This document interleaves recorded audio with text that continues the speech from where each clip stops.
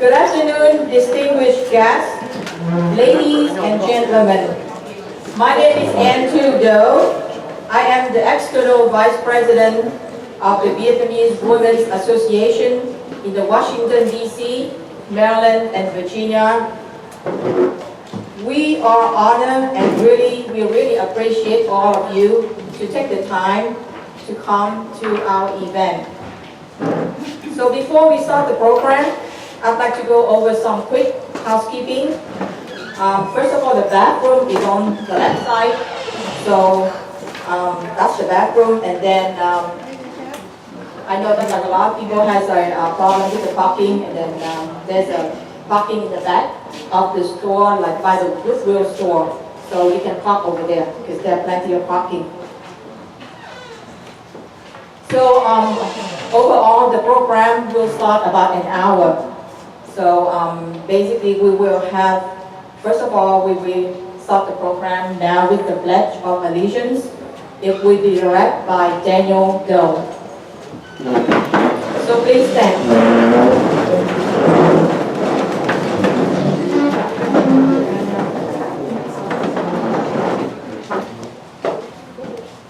I pledge allegiance to the flag of the United States of America and to the republic for which it stands, one nation, under God, indivisible, with liberty and justice for all. Thank you, Daniel. Next is the national anthem.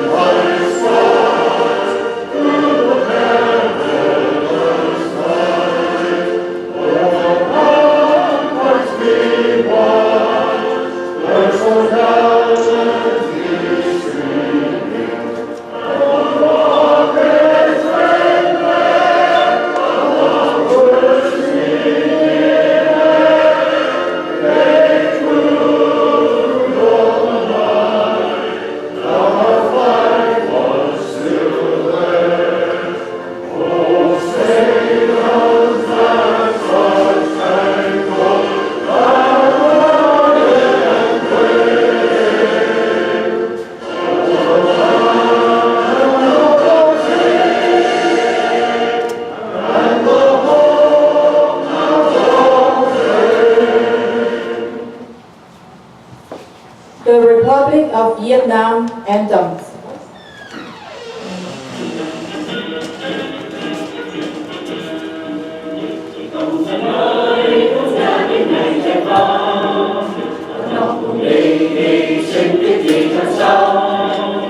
Vì tương lai của dân cùng sống và với dân, làm sao cho nước sông từ nay luôn vững bền, cho cây khơi trên nhau.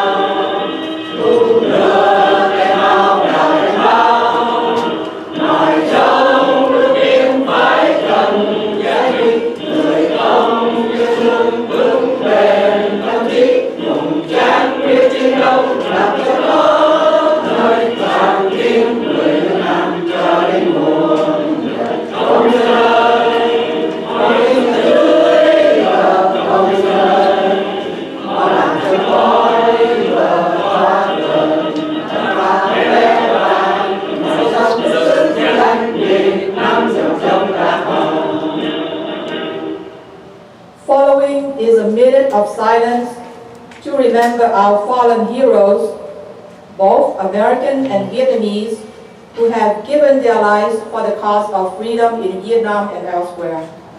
This is also in remembrance of those who sacrificed their lives for freedom, democracy, and human rights in Vietnam.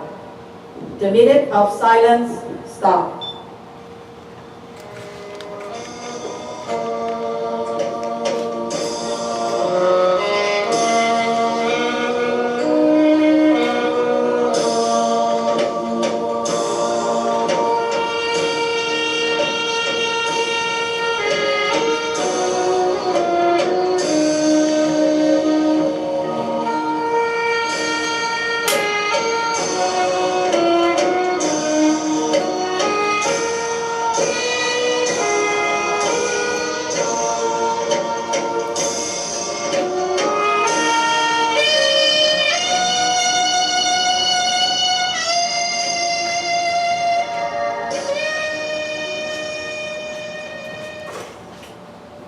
conclude our open ceremony. Please have a seat. Thank you.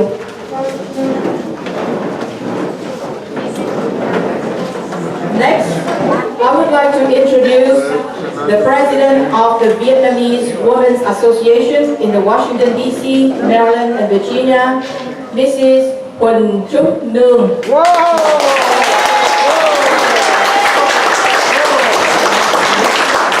Thank you.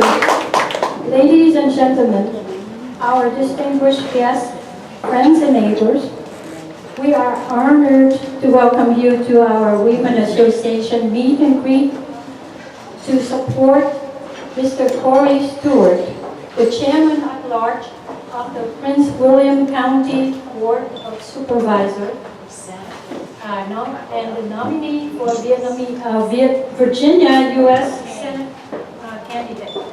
We support Corey and ask that you do the same. We also like to introduce to you our newly elected president of the Vietnamese American Association of Maryland, Virginia, and Washington, D.C., Mr. Blvd.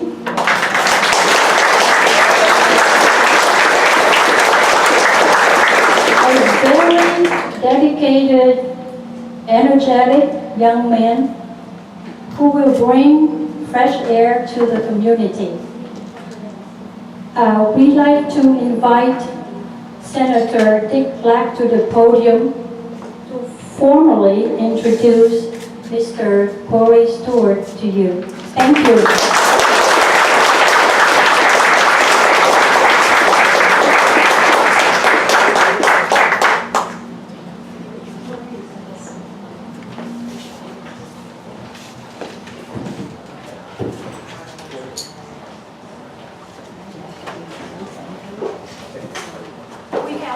More words to share with you about Mr. Corey Stewart, the Chairman at Large. He has pledged to fight against the serious violation of human rights from the Communist Vietnamese government, as well as stopping the Chinese aggression into Vietnamese territory. And he has a strong pro-life stance of fighting for the right to protect life for the innocent unborn babies in the womb. And for those things, we would like you to support Mr. Corey Stewart. Thank you.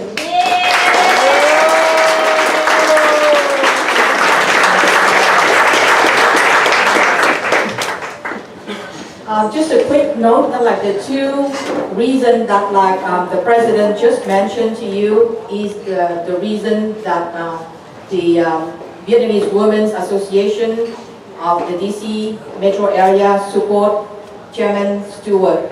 Like those are two reasons, the human rights in Vietnam and also the human rights of the unborn babies. So these are the two reasons why we support Mr. Corey. So next, I would like to introduce Mr. Tim Hannigan. He is the chairman of the Fairfax County Republican Committee.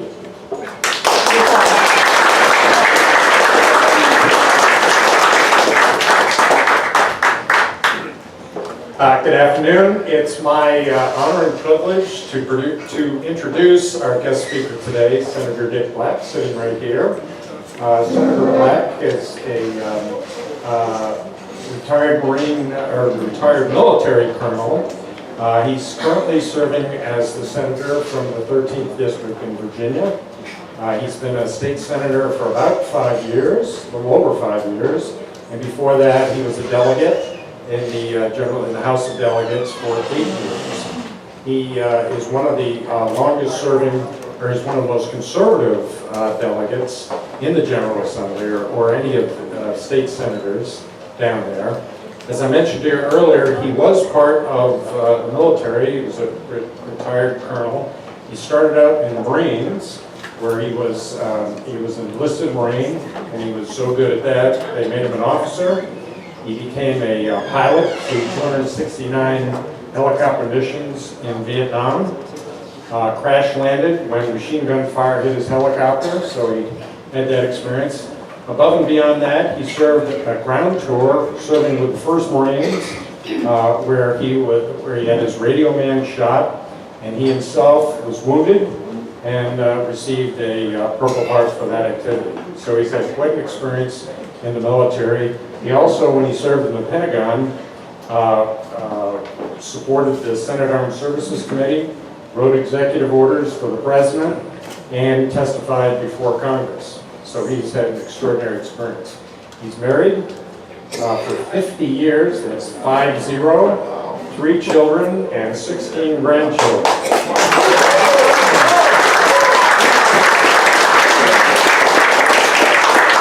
I think it's safe to say he's led an active life.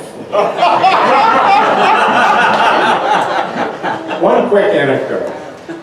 Senator Black, as I mentioned, served in Vietnam. He's a long-term supporter of the Republic of Vietnam and is dedicated to the freedom of the South Vietnamese. And the one quick anecdote is when he was out just before the Sarajevo battle, he and his radio man spotted a grandmother who happened to be in the jungle in the vicinity where an attack was going to take place. And on his own, with his radio man, they dashed out there, took custody of the woman, essentially saved her, brought her off the battlefield, and so she was able to survive.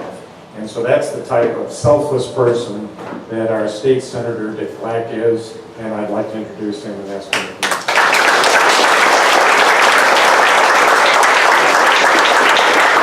Thank you very much. Thank you very much. Anytime that I am with a group of my brothers and my sisters from the Republic of Vietnam, the Free Republic of Vietnam, it is a great honor because I am familiar, personally familiar with the courage of the Vietnamese in battle, with their determination to defend freedom to the very end. And so I'm always deeply honored to be with you. I'm very pleased to be here with my friends. Very pleased to be here to speak in favor of my friend Corey Stewart, who is a tremendous candidate for Senate. Someone who will make you proud, and his opponent, unfortunately, is someone who has been a backgrounder and who has not supported the things that I think that you would favor. I wanted to mention something because 5 years ago I passed legislation, and I have copies of it here, both in Vietnamese and in English. And what we did is we got together a group of a dozen very senior Vietnamese officials, people who had served in the government, in the police, in the military during the Vietnam War. And what I wanted to do, there had been so much falsehood especially about the South Vietnamese, that I wanted to encompass the actual true history of what happened. And so I have it in both English and in Vietnamese, and I would very much take it as a personal privilege if each of you would pick up one of these as you go. And if you have contacts in Vietnam, if you would scan it into your computer and email that to them, because I have no doubt that in Vietnam, and this is what it looks like, it's over on the table. In Vietnam today, in the schools, they probably teach things about the children's grandfathers that are very false.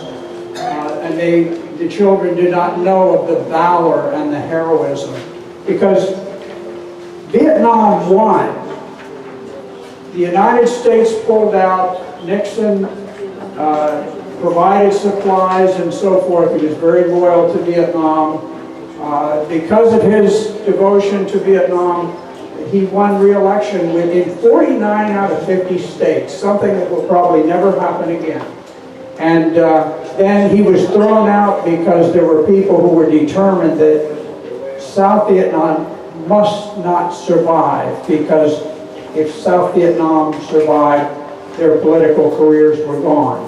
So what I have done is I have captured in this document the heroism, the valor, the courage, the self-sacrifice of the South Vietnamese soldiers who fought side by side with me, often in the jungles, and I personally saw their courage. I had a South Vietnamese soldier shot no farther from us, and they stood. They were courageous. They were valiant. So that's my lecture on Vietnam, and I would appreciate if you would disseminate this information.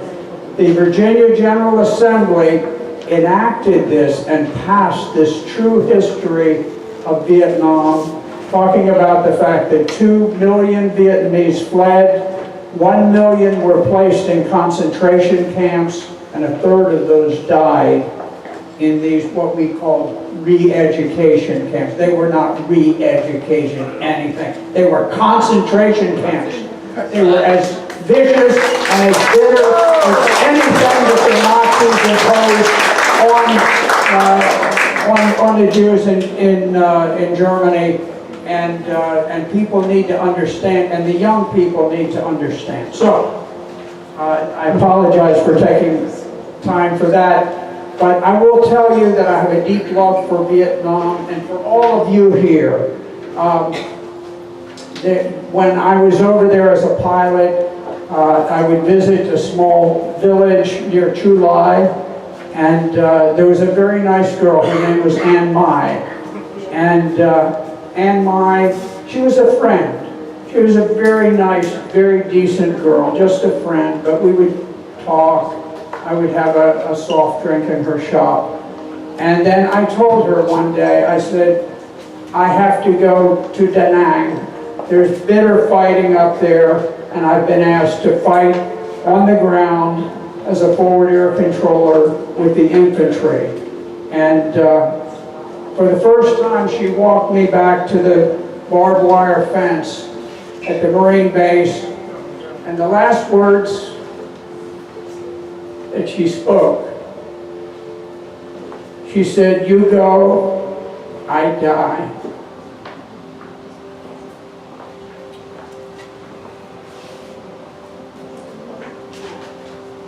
And those words are in my heart today. When Saigon fell, I had nightmares night after night about her. And I know that many of you had the same feelings. I can look out and I know so many of you had these terrible dreams that came into your mind.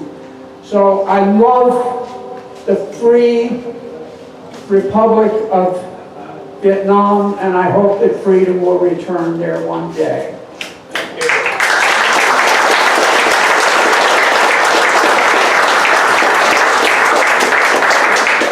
But I simply want to close that line of talking by telling you that there were very many Democrats who were committed to the defeat of South Vietnam. Their careers depended on it. They had predicted it. And President Nixon had ensured that it would not happen. And the Vietnamese, they defeated North Vietnam in the Easter Offensive, and they did it almost entirely on their own. So it was clear that the war was won.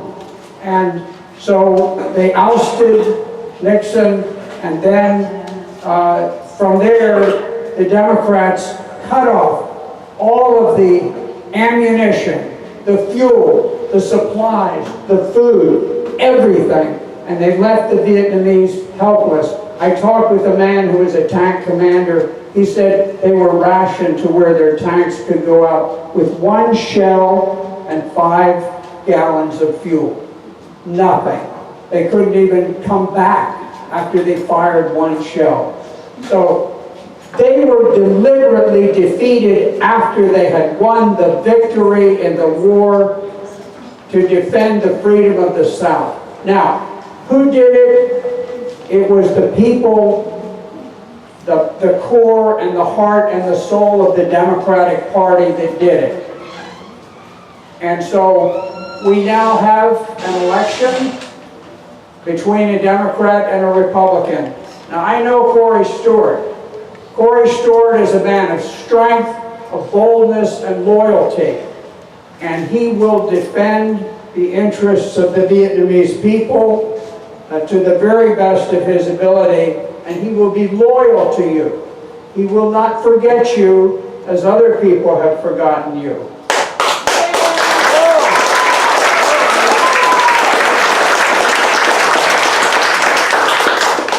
Corey Stewart is one of the most courageous political figures in the state of Virginia.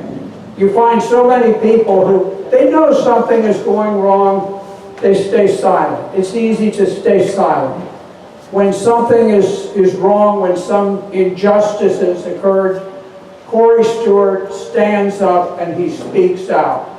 And I will tell you, this country, you know, we talked about being the home of the brave and the land of the free. And as we become less brave, we become less free. And this is happening. We need people who have courage, who have strength. Corey Stewart is that man. And if Corey Stewart is in the Senate, he will be the man who will take to the floor and who will speak out for the Vietnamese and who will speak out for people like you who have stood for freedom and who have been suppressed by evil forces. And so I give my full endorsement to Corey Stewart. I encourage everyone to get your friends out and to vote for him. He is my friend. I have great respect for him. Corey Stewart, I introduce you to the man who is the hero of the people of Vietnam.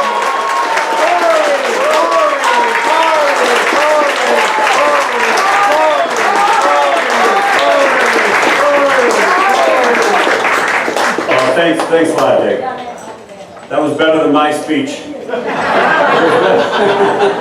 Well, what a great crowd here today. And I got to tell you, I'm very, very proud. I'm very, very proud to be here with the Vietnamese American Women's Association. And I want to thank, first of all, let's give a big round of applause to Senator Dick Black. Thank you very much.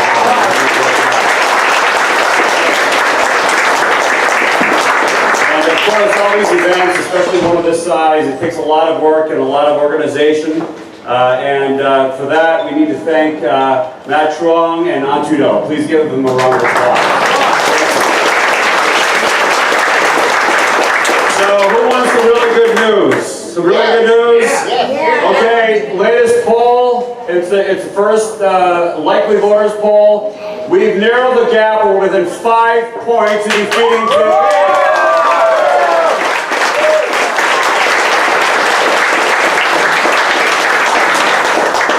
And you know why we're going to defeat Tim Kaine? Because he's a lousy senator. That's why. He's a lousy senator. Now you can ask a Democrat, you can ask an independent voter, you can ask anybody, even people who know of. In fact, you can ask Tim Kaine this question. Hey Tim, what have you done for the past 6 years? You know what he's going to do? He's going to scratch his head. He's done absolutely nothing. In fact, with Tim Kaine is the only thing, Virginia would have been better off without a United States Senator than having Tim Kaine there. You know why? You know why? Because Tim Kaine votes against President Trump automatically. No matter what it is that President Trump proposes, even if it's good for Virginia, Tim Kaine automatically votes no. When President Trump proposed a pay raise for our brave men and women in our military, Tim Kaine voted no. When President Trump proposed a modest housing increase for the men and women in our military, especially up here in Northern Virginia and Hampton Roads, where there's a high cost of living, Tim Kaine voted no. When President Trump proposed to decrease our taxes, successfully I might add, Tim Kaine voted no. And when President Trump proposed to put Brett Kavanaugh as the next United States Supreme Court Justice, a man who is going to be a great jurist, a great judge, and even the liberals have said that Brett Kavanaugh is an eminently qualified for the United States Supreme Court. Tim Kaine has said he's voting no. So you know what we have to do? When Tim Kaine comes up for re-election on November 6th, you vote no to Tim Kaine and yes to all of us.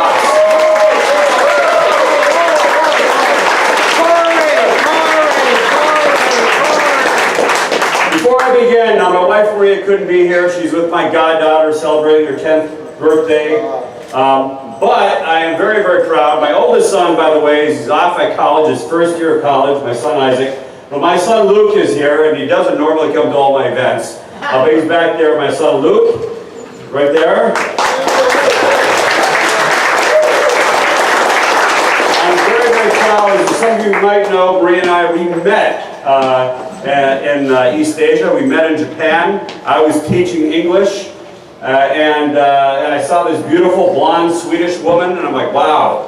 You know, so that's, we've been married now since 1994, for 24 years. We got 2 kids. And one of the things I've got to do, and I want to do, when we restore a democratic regime, a democratic government to South Vietnam. That is something we want to do. I said South Vietnam, we need to restore a democratic government for all of Vietnam. But I've been there, I've spent a lot of time, and the thing is, with all of you, you've been so great and supportive, and Maria and I are very, very supportive, appreciative of that. I did want to introduce to you, we have some students who are staying with us. They're from China, and they're here with us today. They're going to be with us for the next year, and they've been an absolute delight to be in our home with us. And so Warren and Harry, why don't you, both of you stand up there.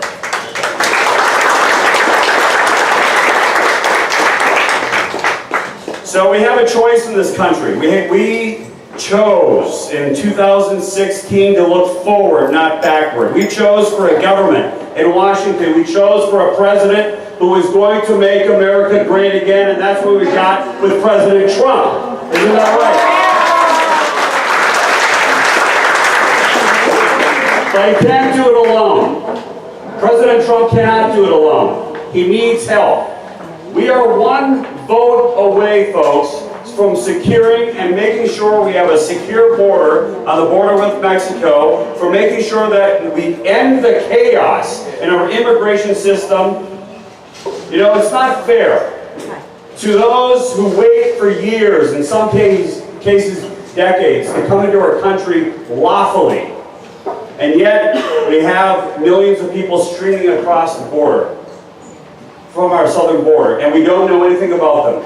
We don't know if they're criminals. We don't know if they have terrorist past. We know nothing about it. And that is why when I'm in the United States Senate, I will cast that tie-breaking vote, and we will build the wall on the southern border.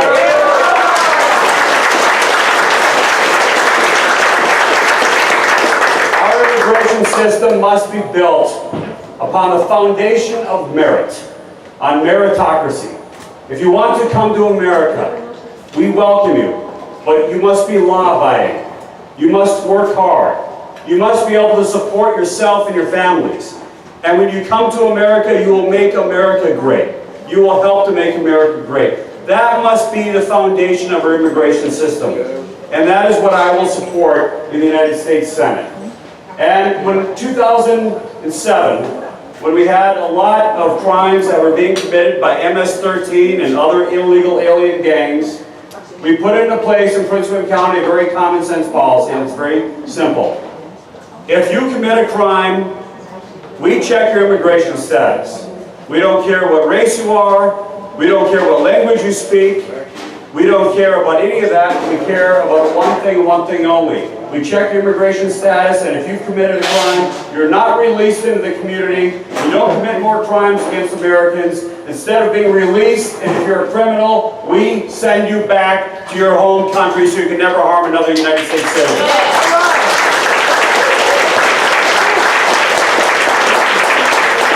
You know, there's just a whole lot of people who think that if you're an immigrant to this country, if you're a proud American, if you've immigrated into the United States, that somehow that you're for illegal immigration. That's simply not true. And one of the things that I noticed, and by the way, I was right up for a re-election, right when we were putting this policy into place, and they said, Corey, Prince William County is 55% minority. How are you ever going to win? I said, because I know the people of Prince William County just like I know the people of Virginia. And you know what? Virginians and people in Fairfax and Prince William County, of all races, of all ethnicities, of all languages spoken, they believe in law and order. They believe in law and order. Isn't that right? We're going to make our families safe again. We're going to make our families safe again, and we are going to stand up for the human rights of people who are in Vietnam today. We're going to do that as well.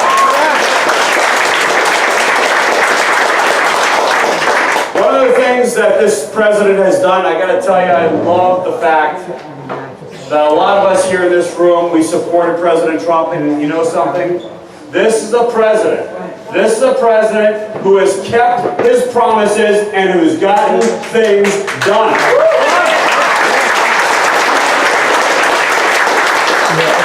You may not like his Twitter. You may not like all the things he says.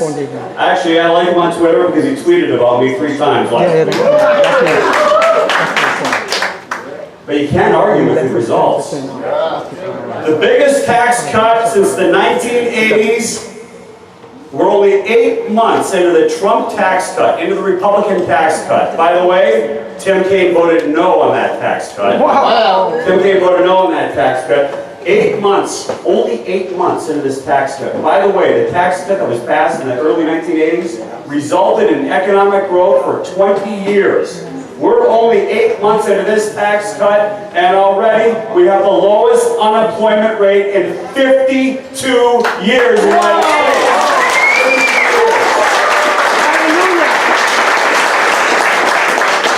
The lowest unemployment rate ever for African Americans and Hispanics. The lowest unemployment rate for women in over 65 years. Wage growth for blue-collar working Americans rising at the fastest clip in 22 years. And you know something? And here's the scary thought. If you re-elect Tim Kaine, if you send the Democrats to control the United States Senate or the United States House of Representatives, all of that goes away because those tax cuts are permanent right now. Those rate cuts will go through the roof. If you elect Tim Kaine, if you re-elect Tim Kaine, your taxes